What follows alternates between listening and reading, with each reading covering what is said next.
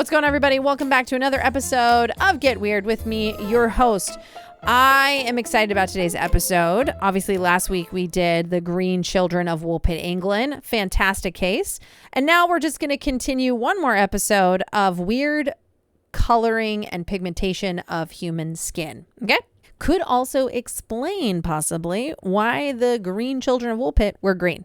So on today's case that we are opening up, excuse me while I get the dust off of it, we are diving into the strange phenomenon of the blue people of Kentucky. Yes, real people, real families with blue skin. It's not as weird as you might think once we dive into this. And what makes this story even better is that it sits right at the crossroads of science, isolation, genetics, and just a hint of unexplained, which you know I like. So let's get into our story of the day. Our story takes us back into the hills of eastern Kentucky near a place called Troublesome Creek. If you've never been, check it out. It's deep in the Appalachian Mountains. I have family from Kentucky. I spent many years in Kentucky with my family, visiting and traveling from Colorado to Florida to Kentucky all the time. It was quite fun. In the early 1800s, a French orphan named Martin Fugate settled in the area and then married a woman named Elizabeth Smith. Now, you would think this is all really normal except for one thing. Martin Fugate, okay? He had a rare genetic condition that caused his skin to appear blue. And because this area was extremely isolated, we're talking deep in the mountains, no roads, tight-knit communities, this gene stayed within the family. So over generations, obviously, the Fugate bloodline continued, and so did their blue skin. It obviously piqued the interest of scientists, and there is some science behind this weird skin pigment, what would cause someone to have blue skin. And the most widely accepted explanation is a condition called methemoglobinemia. Oh my God, I didn't butcher it. Woo! It's a tough one. It's a tongue twister. Go research it. It's crazy.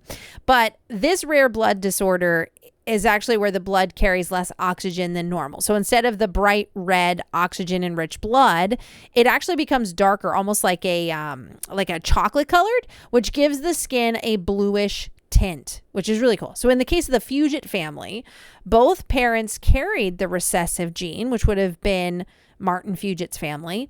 And then when you have two carriers and they have kids, the odds increase that these kids would be born with the same type of condition.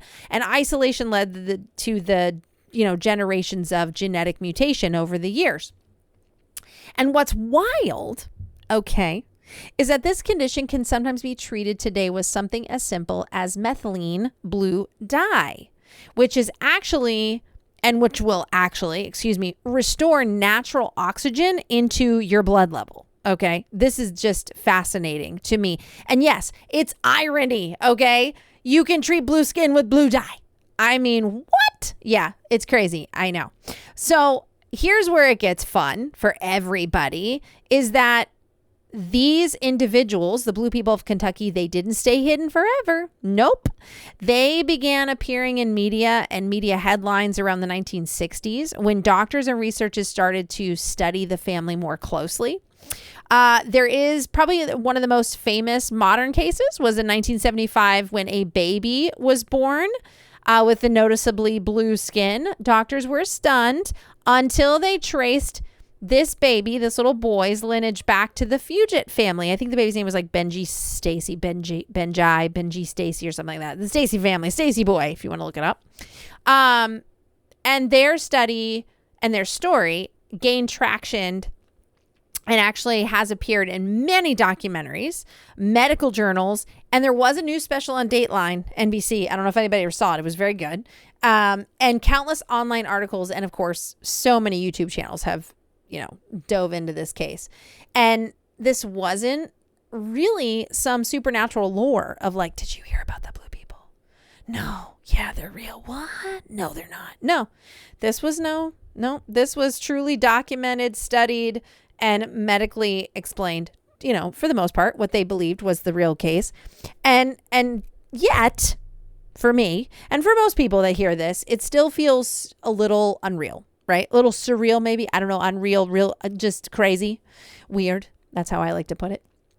And then, and before I forget, if you want to research this case for yourself, and go down that rabbit hole, I'm not going to stop you. Okay. So feel free to go down this rabbit hole. Things to type in and look for. And trust me, it really is a good one. So brace yourself. It's fun. You can type in Blue Fugates of Kentucky. That'll pop it up. You can also type in the kid's name. I swear, I think it was like Benji Stacy or something like that. Anyway, you could just type in the Blue Baby of Kentucky of 1975. And then you can do Appalachian Blue Skinned Family History. Anything in that. You can even do Martin Fugate, Kentucky Blue Skin. Boom, pop right up. Now, what I will tell you is there's a lot of links out there that have really fluffed up this story into something cuckoo for Cocoa Puffs. Okay. So don't believe all of those articles. Like there are some people like, I researched this and they came from Mars. No, stop it. So reliable places to check for the correct information. You need to look at medical journals and case studies on this family. You're going to get a lot of breakdowns. You're going to get a lot of information. And then another one would be the University Research Archives. I believe Kentucky had some. A few other states had some as well when more universities started diving into this because it was such a really cool scientific discovery with this genetic mutation. Reputable history and science sites. You want to kind of focus more on some of the government sites. There are some really good newspaper sites that have like some clippings of it when it started to hit headlines in newspapers and stuff like that. Look for more of like the Smithsonian style archives. And I know how we all feel about Smithsonian. That's not a joke. But those are the kind of styles of archives you want to look at. And then the Appalachian Study Resources, those are great. Those are always a good outlet because it's in their area. They may not have even interviewed the family, who knows? And so those are kind of the ones you want to stick with, because I feel like more on the social media aspect and on YouTube, not done by like History Channel, but like just, those people, I feel like they want to more gain traction for clickbait or like push for their channels and make it more eerie. I'd support them. I still go watch their shows because sometimes like that was a cool twist. Okay. But I also believe in also present the facts, also present where the science came in on this type of case. So that will kind of help you out a little bit. And the reason why this case is so amazing is that it's rare on multiple levels. But it's also very rare because legend and science really overlapped so beautifully on this, and they worked together to find some type of plausible explanation to this family's genetic mutation. Now, where it came from, I have no idea, but it's really cool. So I like to follow up with the other questions of, could this be happening anywhere else in the world? Oh, 100%. Absolutely it could. And we just haven't discovered it yet, because this is where the things get really interesting, right? The Fugates aren't the only documented cases of blue-tinted skin, okay? This particular mutation can occur and probably has occurred across the globe in isolated populations, right? So even through genetic inheritance, this could happen. Even in some cases through scientific journals, they've even talked about environmental exposures like certain chemicals or even well water contaminants. These things can also change the pigmentation of your skin. So again, could this also explain the green children? I don't know. I like to think that they came from St. Martin's land and it wasn't here, and they came from a different timeline altogether. I'm sticking with that. That's just my personal theory. Just saying. So back to this. I digress. The question then becomes, honestly, right? So how many people might be out there and have mild or even, I don't know, undiagnosed versions of this condition? Well, there could be a lot. I mean, right? Like if we stop and think about that, there could be a ton, because we have so many remote areas in the world and places that are limited to medical resources and access. So it really is entirely possible that there are individuals or even small communities with unusual skin pigmentation that haven't been discovered. I hate saying discovered, but known to science yet. Okay. So we haven't been able to study it yet in science, like pull their blood, extract it, and figure out what it's coming from. So there could have been, way back in the day, with Neanderthal and all of them, because we're still uncovering our family tree, there could have been a line of blue people walking around. Who friggin' knows? You know what I'm saying? Like, I'm not so closed off to this. We have no idea. We're all students in this life. Okay. We don't have all the answers. Nobody's an expert. Stop throwing your name around like you're some kind of expert in the supernatural and paranormal. You don't know. That's like, I always get tickled. I'm going to digress for a second because I get tickled when you will hear people talk about like the paranormal and they're like, no, this haunting means this and this means that. And I'm like, really? Can't we just say that's a theory or like that's your theory? Not that it's fact. Like we all have to live by that fact. I don't believe that. Like I have my own theories and I love meeting other people that have their theories. Why can't we apply our theories together? Why do you always have to be right? Like, didn't your mom ever teach you nobody likes to know it all? You know what I'm saying? Like, I don't know. That's just me. Hey now. Anyway, I just want to say not everything is strange. Okay. It can honestly make sense and be logical. And not everything strange is discovered. I'm just saying. And not everything discovered is understood. I just had to point those points out. Anyway, so the blue people of Kentucky do remind us of something powerful, though. Okay. I know I'm so all over the place today. You're welcome. Happy Friday, everybody. So sometimes the mysterious isn't necessarily supernatural. It could just be mysterious in nature because we don't understand it yet. You know, it could just be scientific and it's not widely understood. You know what I really think my problem is today, folks? I don't know if you've ever tried. I don't do energy drinks. I do not do energy drinks. I used to. I was horrible. I'm going to pause this story for a second. It was horrible. I don't do them anymore because it really messed with my heart pretty flippin' bad. And I used to do when I was performing, oh my gosh. And I'm kidding you not, because I was like working freaking all the time. And I was pulling ridiculous hours working in entertainment, and I would get the 32, if anybody remembers this, the 32 ounce cans pop top of Rockstar. I would go through 4 of those in a day. Oh my God. I can't believe I'm alive. And then I would do like on top of that Red Bull. Why not? I was young. Why not? Who remembers Redline? Tried that stuff. Whoa. I could have ran probably faster than Forrest Gump.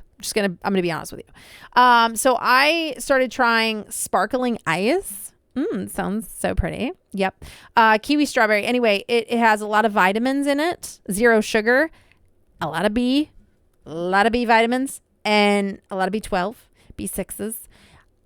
It pumps me up naturally, and I love it. So I hope that my hyperness has got you all pumped up. I hope you're pumped up for the weekend because it's also Super Mario Galaxy weekend. I'm just saying. That came out Wednesday. So just throwing that out there. Anyway, I digress. I know. But anyway, back to the blue people of Kentucky. I'm about to be blue myself from how much I'm amped up right now. But anyway, sometimes, listen, folks, truth is even more fascinating than the myth. Okay. So you don't always have to add in a ton of stuff to these stories or cases to fluff them, because sometimes just telling the real story is so freaking cool. You don't need to add in any other stuff. Just leave it out. We don't need it. You don't flipping need it. Just tell the cool story. There's so many stories. And I promise you this year on Get Weird, I'm going to be uncovering them all. And you know, there's so much that I'm like, why doesn't anybody talk about this anymore? Like, why isn't anybody mentioning about this anymore? Or someone's theory. I love theories. You know, that is what science is all about. Theoretical science is amazing. We are allowed to have theories and thoughts. Nobody's correct. Nobody has all the answers yet. That's why it's called a theory. So that's what makes it fun, right? Because we can combine those theories and maybe find the answer. Yeah, that was great.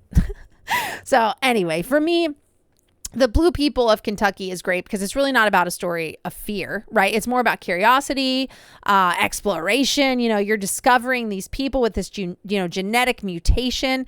And it's about how much, in truth, we still just don't know about our human body or even the human line across the world. We're still just learning so much, and it just humbles us, right? When these types of things come up, it humbles us and reminds us to ground ourselves that we are still all students in this world, on this planet, right? We don't have all the answers.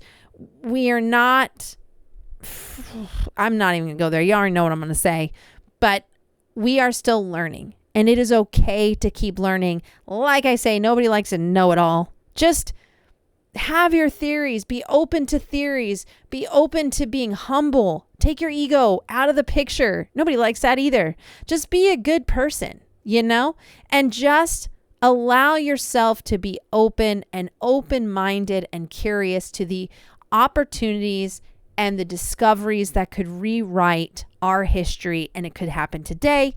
It could happen tomorrow. It could happen in a year from now. But you got to remain open to it. Don't close yourself off. It's so cool. There's so much out there that is so cool, and we're still learning it. So just stay open, stay curious, question everything as if you are a student wanting to learn. Make your brain a sponge, absorb as much as you can, and continue to push yourself, okay? Stay open to the mysterious universe that we live in. It's beautiful, it's amazing, and it's awesome. And we learn new things every day. So, on that note, have a wonderful Easter on Sunday. And until next time, stay weird, everybody.